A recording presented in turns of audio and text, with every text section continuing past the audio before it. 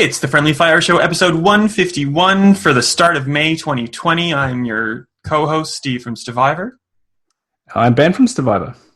And we are us. I'm still not used to podcasting, I'm going to be honest. You think we'd be doing this more often, considering we're locked in the house? But well, we have done 150 episodes and you're not used to it yet, so I don't think it's going to happen for you, mate. Well, we take big breaks between them. I don't know how long it was between the last one. But Only a few weeks. I don't think we had to mention it this week. It's been so recent comparative to what we normally do. We could have just gone through seamlessly. It's just a normal episode. Well, see, I'm not used to podcasting, clearly. Yeah, clearly. All right. Let's get into the nitty-gritty. I guess it'll be reviews/games. We've been playing Steve Edition because I don't know if you've played anything new or noteworthy. I haven't played anything new, so we're just talking about what you're playing, and I've just written down 5 non-game related questions to ask you about your gaming history so that I can talk about something. You're still going to talk, but, you know. Okay. Ask me these questions. Do you want me to start? Steve later. We'll do that after that. All right. Yeah. Talk about what you've been playing first. So there's 2 turn-based games that I will sandwich between a Melbourne-created Overcooked-esque co-op game that I played wholly solo called Moving Out, where you on move Game Pass, things. I believe. It is on Game Pass. It was a surprise. We didn't know about it until it actually came out, and it was on Game Pass. But I suppose the people doing PR in Australia for the game basically do the PR for physical copies, so I don't know if they were too keen on maybe spilling the beans about a digital game being free to subscribers of a very popular service. But anyway, we'll get to that in a minute because I don't want to do turn-based strategy times 2. So we'll do the first one, which came out first. It's XCOM Chimera Squad, which is a game that was announced and released like a week or 2 later, conveniently enough for access in 2K like 3 or 4 days before Splash Damage and the Coalition's Gears Tactics. So if Gears Tactics is like the big budget AAA game, Chimera Squad was like the made on a shoestring budget kind of game. But it's still really good. It's by Firaxis, the people who handle the XCOM franchise. Super cut down. It's basically level after level where you breach into the map, and sometimes that means you get to strategize and position your team of 4 in different entry points and breaking through windows or like the skylight above the enemies to try to like get a tactical advantage. And sometimes you just breach onto a highway in the same place that you would have started if you just walked onto the highway. And then from there, it's just kind of classic XCOM, different characters with different abilities, snipers, assaults, and whatnot.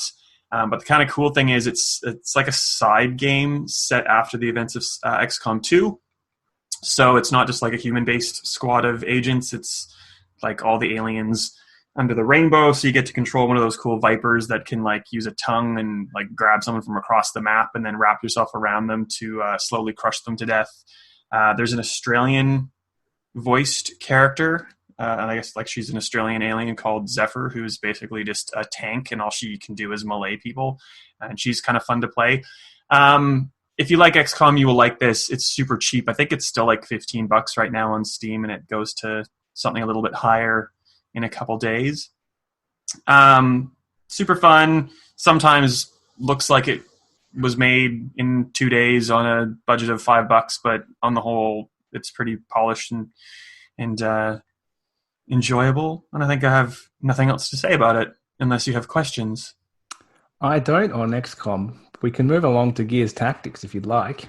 Well, I was going to not do 2 turn-based, but I can if you'd like, because really it's hard not to talk about both these games at once because they came out like within days, and they're both turn-based strategy. So Gears Tactics is by Splash Damage with some help from the Coalition, who are like the Gears Guardians. And it's surprisingly good. It's far more robust and has a lot more systems than Chimera Squad does. It's comparable in systems to like a traditional XCOM or XCOM 2. And I think the thing that surprised me the most is how well the Gears universe and gameplay kind of transitions to a turn-based strategy title. So you have 4 different kind of classes of characters: sniper, support, vanguard, heavy. There's probably more actually, and then they have 4 subclasses that you can kind of put points into and spec, support characters in 4 different ways and snipers in 4 different ways.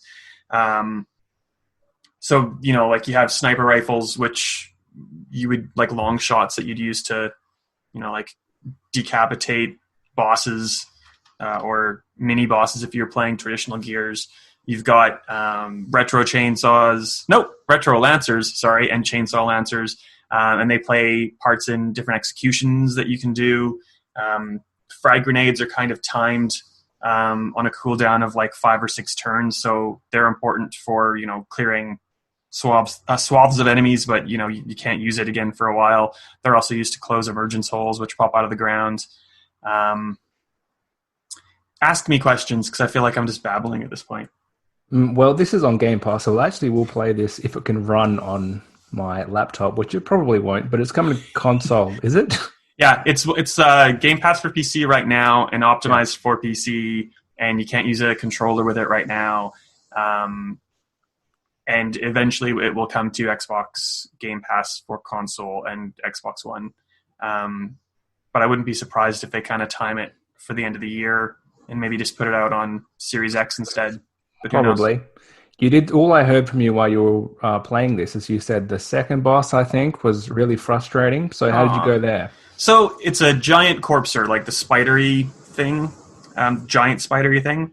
The boss before that's like the Brumac, the really big, like giant, I don't know how to describe these things, boss looking thing.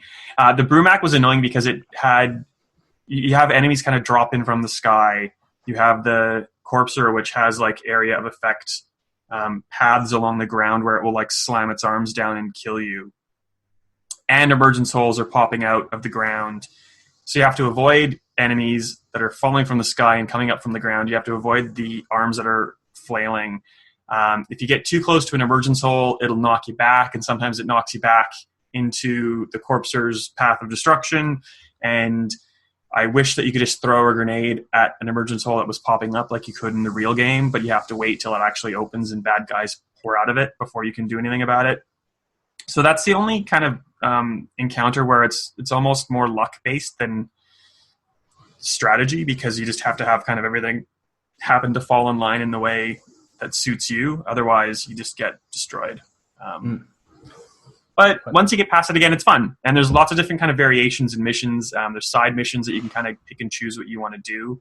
So you can go and like scavenge for supplies, or go and save humans who have been, trapped in locust torture chambers and stuff like that. It's set like way back in the past, and the protagonist is Kate Diaz's father. Kate being the protagonist in Gears 4 and 5. And largely the story is pretty forgettable, but like I don't know if anybody really is getting into Gears for its narrative. You're probably just getting into it for chainsaws and bloody executions and the like. So if you like turn-based strategy, you will like Gears Tactics, and if you like Gears, you will like Gears Tactics. Well, I like Gears, but I do not like turn-based strategy, so 50-50 for me. Having said that, is it on Game Pass, so I will try it. Otherwise, I definitely wouldn't have. I think that's what happened with me in Halo Wars. I just had no interest in it, and I never tried it. So maybe I would have liked it had it had been available on a subscription service at the time. I like Tactics better than Halo Wars, I think, just because Halo Wars has a lot of vehicles, and it's a little bit chaotic. And I couldn't honestly tell you anymore if it's real-time or turn-based. But I think I like turn-based better. So there you go. Well, let's move along to moving out, shall we? Good segue. We used to do good segues, not so much anymore. I've heard good things. All I've heard is good things. It's super good once you get past the just ridiculously shitty achievement gamer score allocation. Like it starts you on a 1 gamer score achievement, which just immediately threw me off. So I'm not playing it for that reason. How easy is it to level it out without playing the whole game? So there's 2 sets of there's 2 sets of wonky ending achievements. So you can get 2 pretty easily to sort yourself out and end with a 5 or 0 again. One of them is tied to 111% game completion, and the other one is getting a hidden collectible in each of the levels, which isn't too bad. It's the 111% one that can maybe throw people off. I played with my husband before the game was released, and it didn't allocate achievements to your co-couch co-op players, even if they were signed in. So that kind of also made me super angry, because we're kind of that household that if we play a video game together, we're both playing to get achievements and also, play with each other and support each other in our gaming endeavors. So Matt was mad first that he didn't get achievements, and then he started laughing at me because I got the one gamer score achievement, and he knew how much that pisses me off. So we stopped playing moving out together after that to maybe save our marriage. So that you don't have to move out. Exactly. Right? Precisely. And they say that the achievements are fine, but I have like this pre-release, pre-patch game save, so I can't get one of the achievements because it just does not recognize that I finished the last of the optional objectives that I have.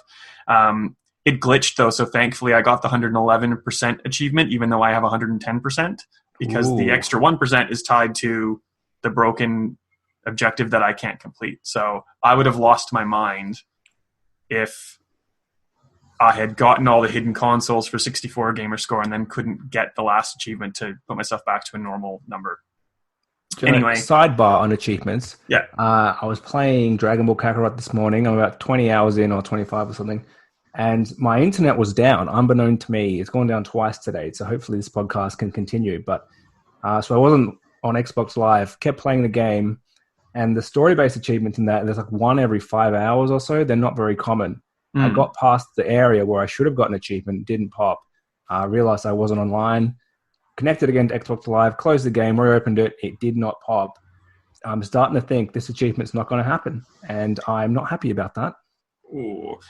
With ones like that, hopefully, like randomly in the next couple of days, as you're doing something completely unrelated, it might just like throw up on the screen. Hopefully. But if it doesn't, I can't redo it because it's towards the end of the game, so not happy with that. Xbox. Not happy indeed. I don't blame you. That sucks, dude. Yeah, no, never mind. Well, achievements aside, moving out is really, really fun. There are a whole bunch of kind of like 80s based levels. Like there's one called Jerry's Apartment, and it's meant to, be like Seinfeld. And there's like references to the Ninja Turtles and stuff. So it's like kind of crazy and wacky. And if you've played something like an Overcooked before, it's the same kind of idea where you're meant to have a whole bunch of people, up to 4, playing to cause chaos as much as you are to meet the objectives. It's only couch co-op multiplayer randomly, not over the internet. So if you are getting this, it's because you're in self-isolation and kind of having the intent to play with people in your house. Otherwise, you can set the assist modes on to cater to a one-person playthrough, and that's exactly what I did through the entire review process. And it basically just makes things lighter and easier for one person to manage, rather than needing like 2 people to carry a couch on each, like one on each end. You can just kind of carry it by yourself. And the idea behind the accessibility for if you're playing in a household of people who are not necessarily as into games as us, how much do you need to know to be able to pick this up and play it? Because we've tried to play like snipper clips, that type of thing, and the controller gets thrown at the screen. It's just too complicated. So you use the left joystick to move around. You use the left trigger to hold on to things, and then you let go of the left trigger to release. You can also jump with the A button and throw things with the X button, and that's about as complicated as the controls get.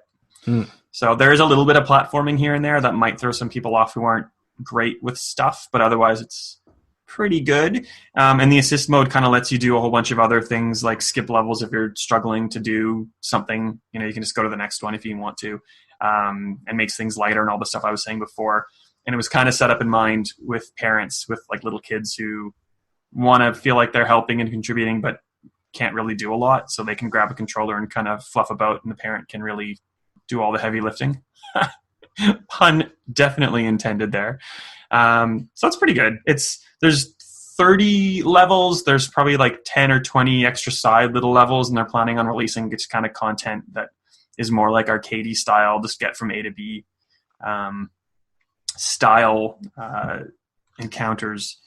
So it's super good, especially because, everything that we've talked about bar XCOM today is on Game Pass if you have an Xbox or a PC in this case, because it's on both moving out. If you don't mind the random gamer score, you can download it for free with your subscription, of course. Give it a try, and if you hate it, you just stop playing it. So it's hard to argue these games appeal, especially in light of those circumstances. Oh, and it's a good time to launch on Game Pass too, with everyone at home and having nothing to do. So I imagine they'll get widespread audiences. Yeah, well, and there's like nothing coming out of note in May, so correct. You've got a lot of time to play some stuff that's come out in the last couple of weeks. Yes, indeed. How is that for Steve's things that he's played segment? Well, yeah, you played all the stuff which I didn't really want to play. Moving Out sounds good, but that achievement has thrown me off. I'm not going to do it. Or I could play on a second gamer CAD, but look, it's getting too complicated. Just don't put in a one gamer score achievement to open your game. Well, the second, what's the other one? I can't remember now. I'm looking now because it's going to drive me nuts. I think it's for like breaking windows or something. Okay. So you'd have to probably get like 15 levels in or so, because there's a 69 gamer score achievement for not slapping ghosts, and there's probably only ghosts in like 4 of the levels. But you have to like complete level 1 to get to 2 and 2 to get to 3. So you have to kind of work your way up to not hit any of the ghosts that get your way. So it's not too hard to get 70 out of the 2 achievements, but it'll take a little bit of play. And then the other 2, as long as you don't collect all the hidden consoles, that's the other weird one. And like I said before, the 4th one, which would pair with the console achievement, is for finishing 111%. So on the whole, they're not too bad. I just wish people wouldn't do stupid achievements like that. Like, it's not funny. And like having a gamer score at 69 gamer score is like, but like, who cares? Just make it 65, make the other one 5. You're done. Yeah, anyway, that's me whinging about the stuff I've been whinging about for years. Let's talk about news. Unless you want to ask me your not weird. Sorry, that's a judgment that I didn't mean to make. I forgot I was going to do this. Here we go. I wrote them down on a scrap bit of paper. Let's do Such preparedness. Steve right. I did this when we began because we had no content. But we ended up getting a run sheet, so we didn't need this. Let's do it anyway. I'm happy to skip it if you want. That's cool.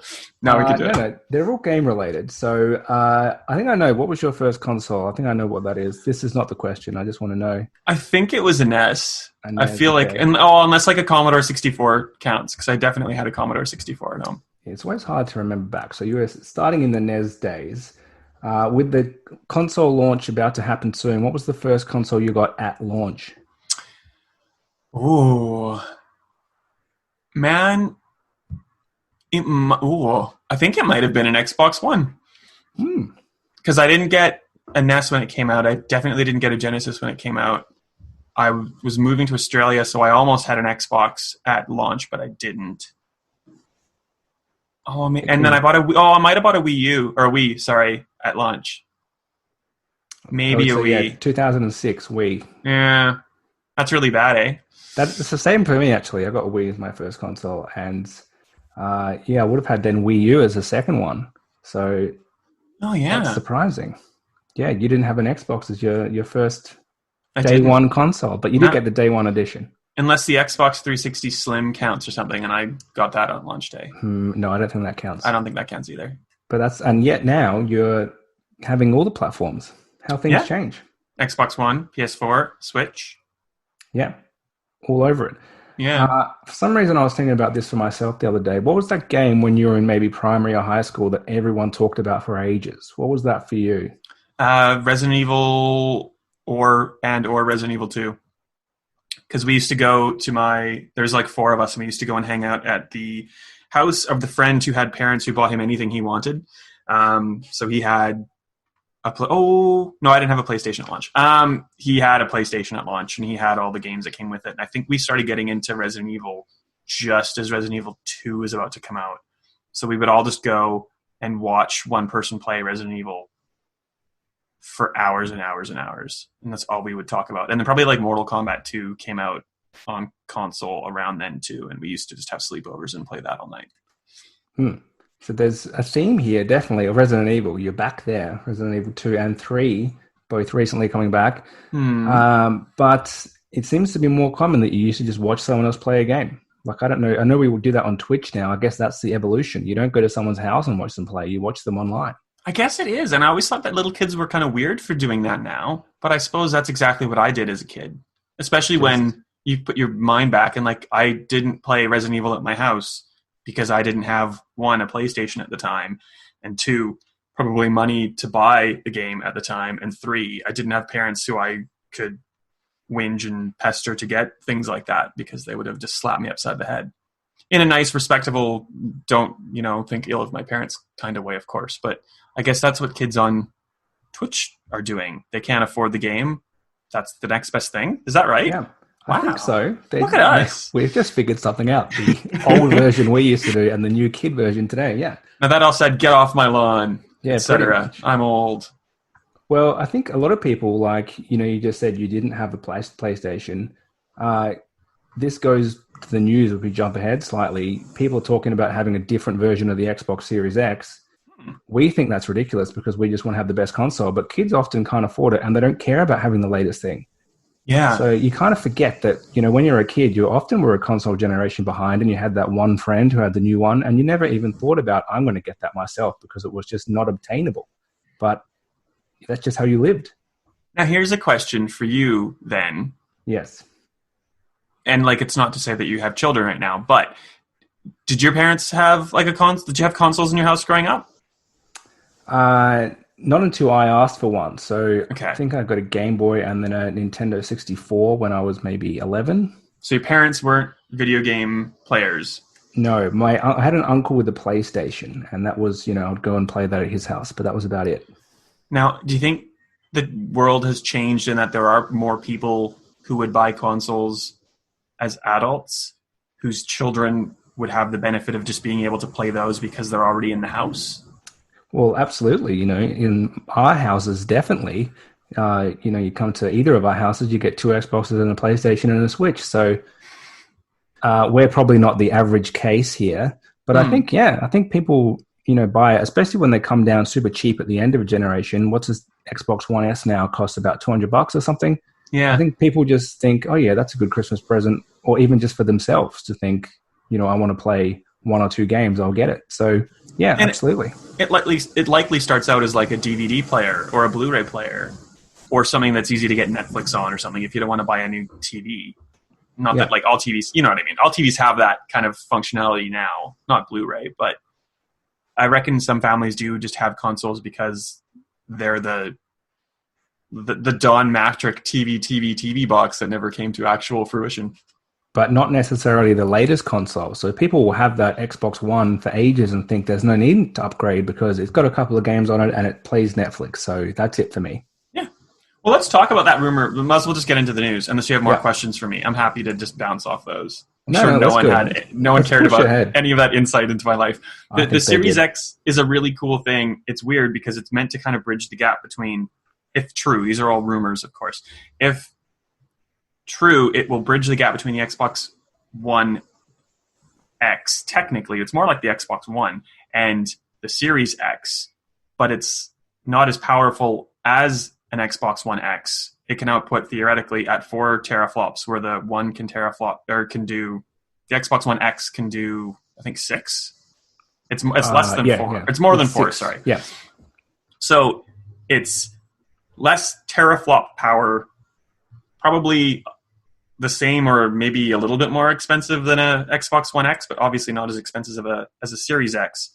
But I guess the trade-off is it'll be able to do like the next-gen things like ray tracing and variable rate shading or whatever else those things are. Yeah, I think so. That's the idea. And there must be sales now which show that the Xbox One X is doing really well, but this One S is also doing well. So Microsoft want to have those two platforms there because it's working for them now. So why not launch the next generation? There's no reason to have to wait to the refresh cycle halfway through to have those two options again. Yeah. Well, and there's like, maybe it'll have a disk tray and maybe it won't. Like maybe they are like trying to make it as cheap as they can by taking out things like a disk drive. and all of those types of things. I think it probably won't, because they're so heavy on Game Pass. They're kind of going to say, here's the Game Pass box for the next generation, and that's it. Yeah. Do you reckon it'll be like half the size and white, like some of those mock-ups have envisaged? I don't think they want to make it too much smaller, because you will have people who think that one looks better and I'm going to pick it for that. But just, I think white's correct, because the S is white and the X is black already. So why would they change that? That's the system. I think so too. Anything else you want to say about these potential S or Lockhart rumors? Well, I think we're finding out about it in this month, aren't we? Yeah, they say that's what the rumors suggest. Yeah, and they announced their, what do they call it? Inside Xbox? State of Play's PlayStation. So yeah, Inside Xbox. We'll find out relatively soon. It is weird that we're going to know about 2 Xbox models and still pretty much know nothing about the PS5. Like, we've got some stats that mean nothing. We've seen a controller, but I kind of feel like we don't really know anything about it yet. Yeah, which is good and bad, I suppose. Like, maybe Sony has this amazing ace card up its sleeve, but right now they just kind of look like, not that like they're scared or anything, but Xbox is pretty confident in doing all this, all these news announcements way ahead of time. And like, there are rumors right now saying, Sony doesn't think it can sell as many PS4s as PS5s in the first 2 quarters, so they're not going to make as many. It's like, these things aren't really instilling confidence in one's. Yeah, that's a weird one. Although it's a strange time at the moment, so I guess that's probably a fair decision. I know Phil Spencer said from a hardware production point of view, it hasn't been affected at all or much. So he expects it still to launch this year, although he didn't say it definitely will. He just said he expects it will. But the problem will be software. So he isn't sure if games will be ready as they would otherwise have been. And that is going to be the concern, probably. Indeed. I guess keeping with that mentality, software that had already been delayed from Sony and Naughty Dog, The Last of Us Part 2, it was scheduled to come out this month in May and was delayed indefinitely over COVID-19 coronavirus concerns. It may or may not have anything to do with news that a whole bunch of story details have leaked about the game, and we haven't covered any of those story leaks. We've covered the leaks, but not the actual contents of what they are, in an effort to try to preserve people, because this seems like it's a pretty narrative-heavy game that people are really invested in. Yes. But anyway, it's now been rescheduled for a June 2020 release date. I think it's the 19th of June, if my memory serves. That sounds right. So it's basically a 3-week delay. So for all this whole, we couldn't possibly do it, it's a pretty small delay in the end. Well, and it was like indefinitely delayed and pulled from storefronts, and like people who pre-ordered on digital on the PlayStation Store had their money refunded. Like, it was a super big deal for only a couple of weeks, which I thought was strange. I think it must have just been this, the game is finished, and it was just genuinely we didn't know how we're going to ship it situation. So they just took the safe approach. They said, let's just get rid of its release date, evaluate how we can do this, and then, they realized they can do it just slightly later than they thought. Because obviously the digital game's not going to be affected at all, but they want to sell those collector's editions. They want to have their retailers happy. So it's all about that disc version still. Yeah. And perhaps a casualty in this restructuring or rescheduling is Ghost of Tsushima. Tsushima? That's close enough. Which was supposed to come out in June. Now it's been delayed to July, presumably basically just to make room for Last of Us Part 2, I would think. Probably, unless it's the same thing, like just the manufacture takes longer, so everything's pushed out by 3 weeks. Yeah. Well, and there was a listing on the PlayStation Canada store that said it was going to be rescheduled to August, so it's not that bad. At least that's the silver lining, I suppose. At least there's something coming out in the next 3 to 6 months, because there's pretty much nothing else. Yeah. Well, on a related note, something that wasn't canceled over coronavirus concerns at all was WWE 2K21, which, because WWE 2K20 was hot garbage, either the WWE itself or 2K decided to pull this year's game. Do you have any thoughts on which of those statements is probably more accurate? I reckon it's the WWE that said, do not tarnish our brand anymore with that garbage. That horrible game. I think it's possibly both because EA did this with one of their terrible NBA games. I forget which one. A couple times. Tried to come back a few years later and it was still bad. So history would suggest that once you do this, if you pull a game because it's just not working out and you need to retool and start again, you would think it would come back better, but it probably won't. And you say that WWE don't want them to keep tarnishing their brand. I think they're going to continue with what they announced instead. Yeah. Well, and what is that, Ben? Well, I've just watched the trailer, so I actually ignored this. It is 2K Battlegrounds WWE Edition, which I played the NBA versions, and they're kind of fun. It's just like a little, basically cartoon arcadey version of NBA, so we're getting the same thing.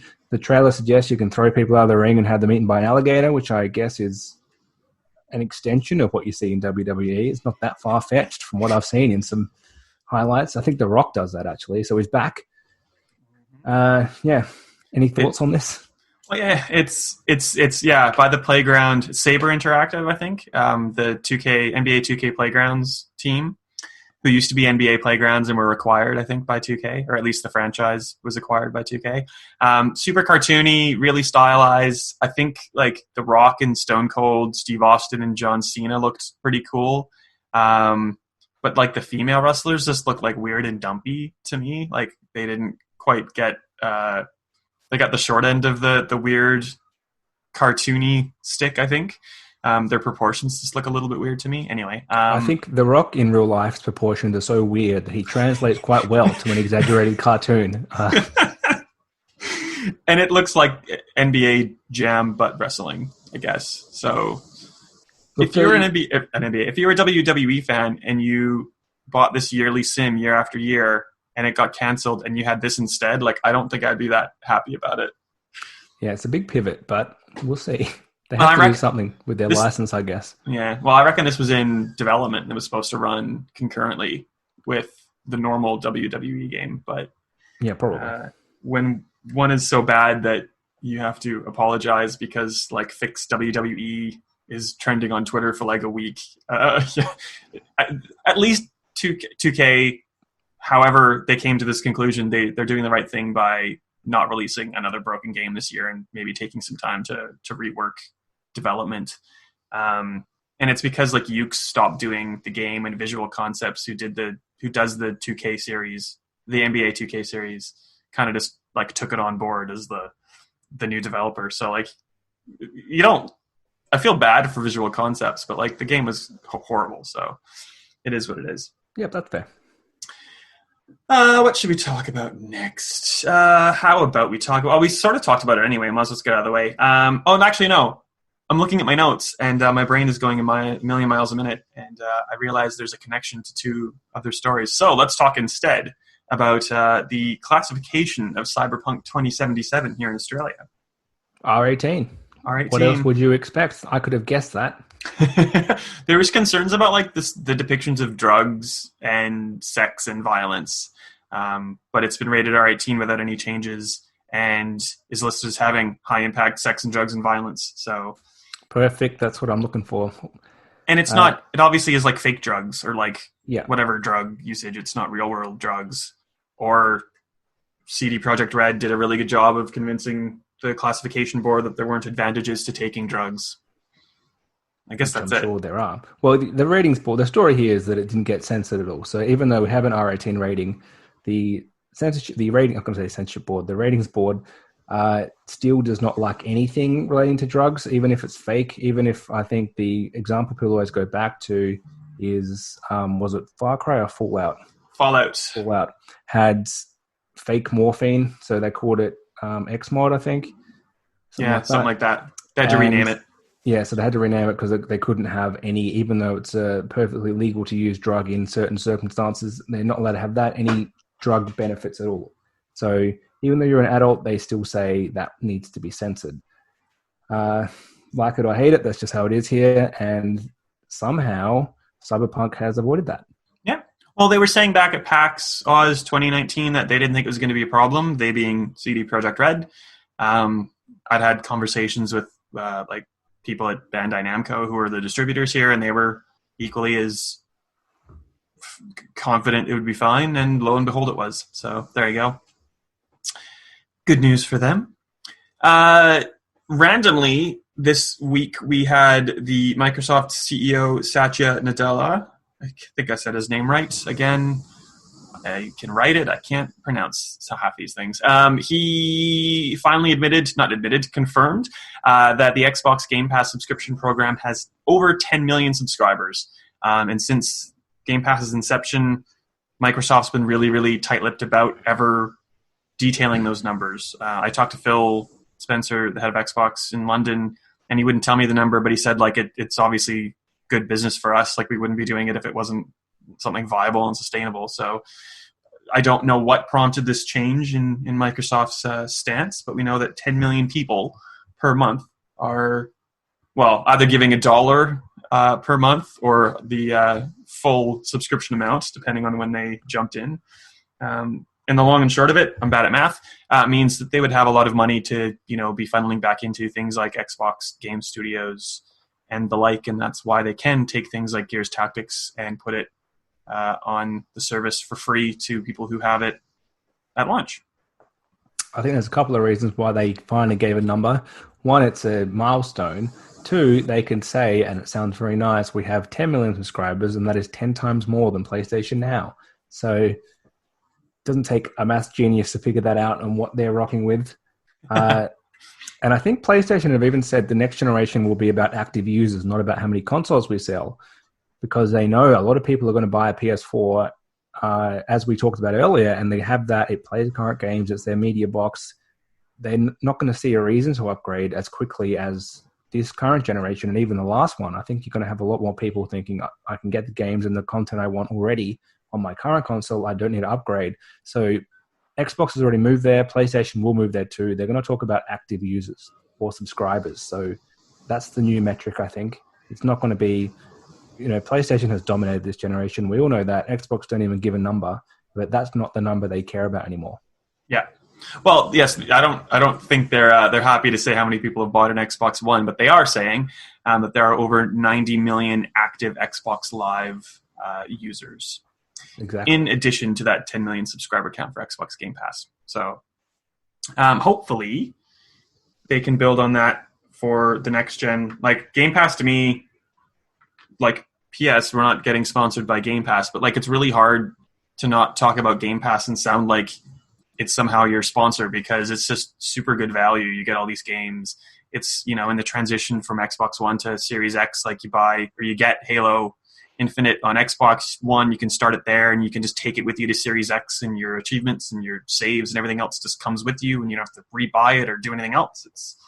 I like this kind of approach, and it's certainly better than TV than as compared to the Xbox One launch. But anyway. Have you had anything, so we talk about how great it is, how there's new games all the time, but games do come out. So have you had anything that you're playing or that you wanted to play that's just left, and so then you didn't get to finish it or you didn't get to play it at all?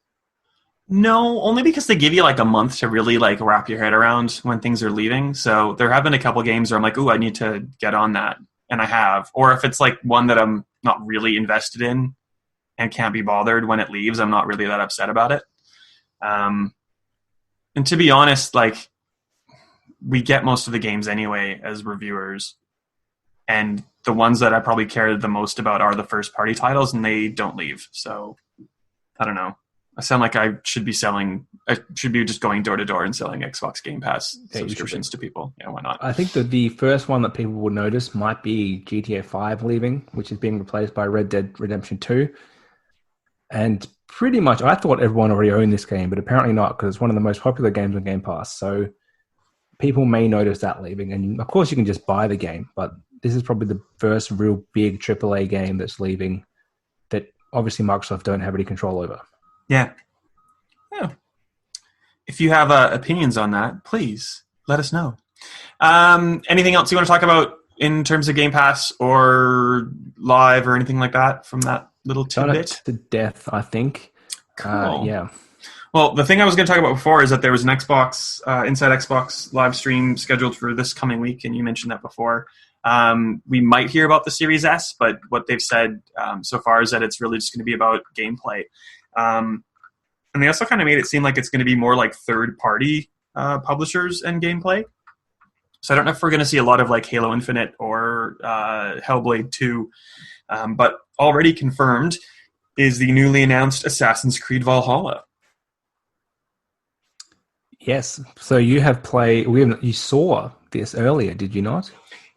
Yes, you interviewed someone. I interviewed someone, and in like we're all working from home way, I saw in a Zoom call the CGI trailer that went out on Friday morning, like a week early. But it was so 2020. Watch the trailer in a Zoom call. But like it's in a Zoom call, so I probably saw like every 8 of 10 frames, and the sound was pretty bad. So, but I got the gist. But we had there was like a pre-brief appointment where they kind of went through the game, and then we got to talk to the narrative director at a ridiculous time of the evening. It was like 10:30 or 11 in Melbourne time, and he is Ubisoft Montreal, and I'm like, man, that time doesn't make sense. I would never think to call my parents at 10 p.m. at night. Like, I should be calling them when I wake up in the morning till about noon is the real good time overlap where it's not a ridiculous time for either party. So I have no idea what time it was in Canada at the time, but it was either super early or it would have been super early for him. Anyway, it's Assassin's Creed Valhalla. The kind of neat thing about it, the very first thing I asked was, how did the guys at Massive in Malmo, Sweden, know to put like an Assassin's Creed Valhalla poster in the Division 2? And I was told that it was complete coincidence because they're Swedes. They just wanted some like Norse influence. They took a chance really and put like a Viking in an assassin's cape with the Apple of Eden and called it Valhalla. And that's just what it happened to be, which was kind of cool. Do you buy that story, or was there a little leak which they've covered up internally? I don't know. He said, like, if you look at that poster, it visually looks nothing like what our game is going to be like. And if you kind of look at the details there, like, our game is wholly different. So I kind of believe him on that front. But like, someone might have heard whispers that it was going to be set in the Viking period. And Valhalla's, like a pretty Viking buzzword. They told me that it was codenamed until probably like 2 or 3 weeks ago. They hadn't decided on the name until then, apparently, but I don't know if I believe that so much. What else can I tell you about it? It's set in the 9th century when the Vikings were moving across to start a new life in the new world of England. The narrative director gave me this like 20-minute history lesson, and it's like in one ear and out the other ear, really. But there's like four main factions in England kind of warring with one another. Alfred the Great is kind of like the one big notable historical figure that's going to play a big part in the game. And even though he's not really seen by history as an antagonist, he's going to be the antagonist to your Vikings. You play as Ivor, who you can be either as a male or female protagonist. You're a clan leader, and you are basically helping your tribe settle and building upon that settlement, protecting it, and then doing all the kind of like RPG-esque stuff that Assassin's Creed has been known for since Origins. And they're getting rid of conquest battles and replacing them with raids, which are similar yet different. I'm not entirely certain on what the differences are. How's that for a summary? That's a pretty good summary. My hope for this is that they give it some more direction than Odyssey. So I really liked Origins, and then Odyssey just lost me. And I might go back to it in this isolation time of needing to do something. But there was so much. We've talked about this a lot on the podcast, that there's a lot of Ubisoft bloat. It's a common term. You look at the map and you just don't know what to do because there's so many icons. But I found that especially bad in Odyssey. It wasn't that clear what to do or what you really should be doing to progress your character and then the story. So I just would like a little bit more structure, more like kind of before Origins Assassin's Creed, as good as that was. I don't know about you. No, I get that. I really, really liked Origins, and I fell off Odyssey pretty quickly. And then Matt was playing it and was loving it, and that kind of got me back into it. And I don't know what changed, but I went back into it the second time, and then I like finished the game, went through all the DLC, like churned through it like 60, 70 hours later. So I'm excited for this, but yeah, I'm kind of worried that the same thing will happen. Like I'll jump in, kind of feel overwhelmed, set it aside, or like a game to review will come across and I kind of just have to set it aside and then I just never get back to it. I think But they it may have looks really learned cool. that. They may have kind of realized that you don't need to always go the bigger map is the thing to progress with. I know that was probably halfway through this generation. There was the whole, this is 10 times bigger than our last game. We don't need bigger isn't always better in this situation. Sometimes you want a more vibrant world. You want a more structured and cohesive story. So it doesn't have to be here's our main story and here's 10 different offshoots which you can take if you want and they all lead nowhere. They could have a more streamlined Assassin's Creed, which is what we used to get. Like they were busy games and there was a lot going on, but there was always a focus of what to do back in the Ezio era. Yeah. Well, this does have the continuation of the present day story with Layla Hassan, the Abstergo agent. I thought they forgot about that entirely. And no, it gets really, really good in the late Odyssey DLC. Like really, really, really good. So I'm, even though it's adding more stuff to the game, I'm really excited about that side of things. Because I was always like a present world. I was always digging the present world. Like Desmond got done in a bad way at the end of the Ezio games. Like I don't quite even understand what happened. I thought the world had exploded or something when I'm not sure either. And then they kind of just trailed off. You were just a nobody briefly, I think, in Black Flag. You were just those like first person nobody. Yeah, they were weird. And you just skipped through those and had no idea. So if they've actually written a story for it this time, that could be good. Yeah, well, so the narrative director helped with Black Flag, and he edits the Assassin's Creed encyclopedias that Ubisoft puts out, and he told us that the idea for like Layla's story was starting to form when they were developing Black Flag. So there's stuff that they wanted to kind of do back then that they're now able to do with Layla in these like trilogy of RPG-like games. So I'm kind of excited for all that. Well, that sounds good. Yeah. So we've seen a CGI trailer. There's a whole bunch of stuff on the site that goes into as much as we know, and there is a gameplay segment scheduled for the Inside Xbox live stream, which takes place sometime this week. This week being the week that starts on like the 4th of May. I think it's the 7th of May. It's at a ridiculous time in Australia. I think it's like at 1 in the morning or something like that.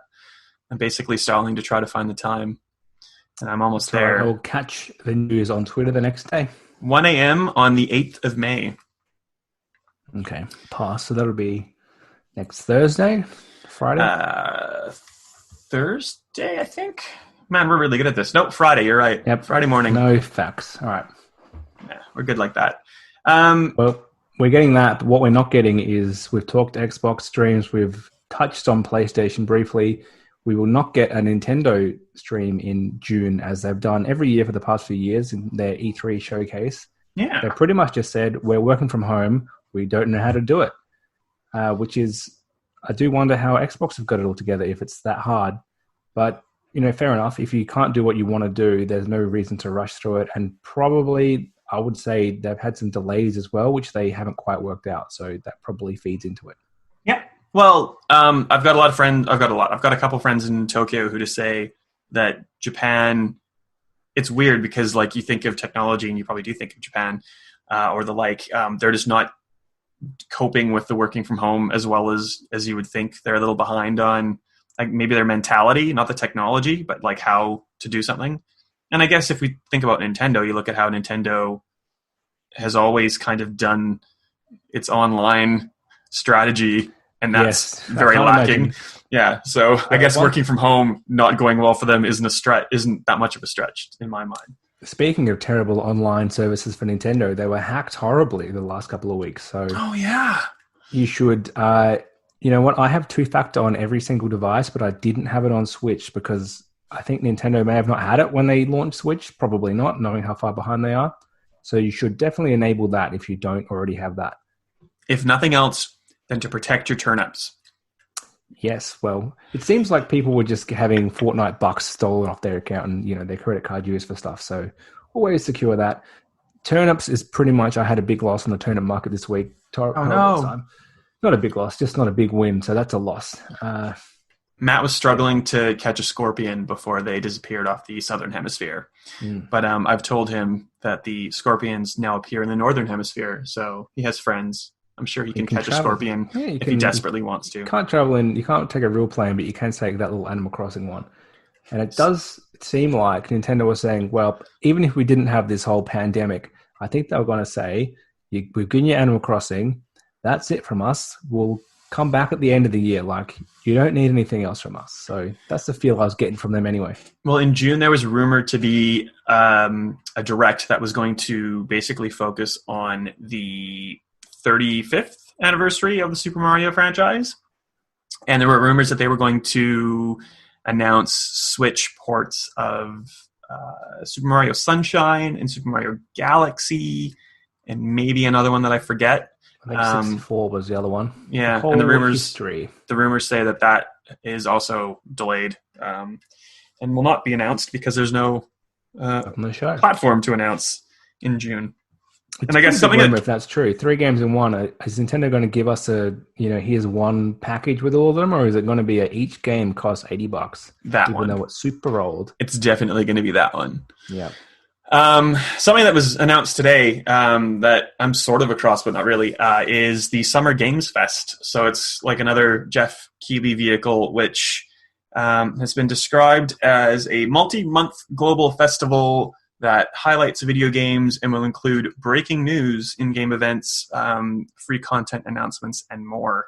And in the list of publishers who are taking part between May and August, Nintendo isn't on that list. So it's 2K, Activision Blizzard, Bandai Namco, Bethesda, Bungie, CD Projekt Red, Digital Extremes, I can talk, EA, Microsoft, Sony, Square Enix, Private Division, Riot, Valve, and Warner Brothers. So that's that's a list of everyone basically except for Nintendo, which I thought was also strange. But I guess because they're not ready to work from home. Yeah. So there you go. This is basically the digital E3 replacement. It's where everyone's going to announce their stuff because they don't have another platform. Right? And part of it is like the Steam Game Festival. They did the Steam Game Festival timed for the Game Awards. This one's timed for just kind of E3-ish time. That and the Gamescom opening night, which Keighley already has been doing for the Gamescom people. They're part of this Summer Game Fest. So we don't know anything yet. We're getting more details soon. And part of the more details soon is we're getting news specifically about Xbox next week. Like maybe not Xbox news next week, but we're getting news of maybe when an Xbox event as part of this will take place. Who knows? It was pretty ambiguous. But something to look forward to, I guess, because we definitely won't have 1 week in June where all this stuff comes out. It's going to start being drip-fed to us now, I'd assume, like until August, September. And then we'll interesting to see how it goes, because people were talking about, E3's had its time and it's going to be replaced. But if this doesn't generate the same buzz, I think E3 might return next year if we don't have that same level of interest. Yeah. Well, and if there's like a huge, ridiculous news drop every couple of days, like it'll be hard for us to keep tabs on it reporting wise. And it might just be hard for people to keep their, it might be hard for people to keep up with themselves, just people reading and engaging with the news because it's not in this little condensed format in a week. But who knows?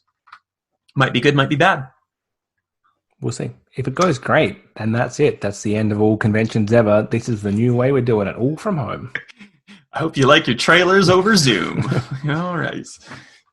Anything else that you want to talk about before we finish up for another fortnight or however long we do this? That's it for this episode. I think we've covered everything big that's happened in the last 2 weeks, which is a surprising amount considering it feels like nothing's happening. Yeah, it's weird.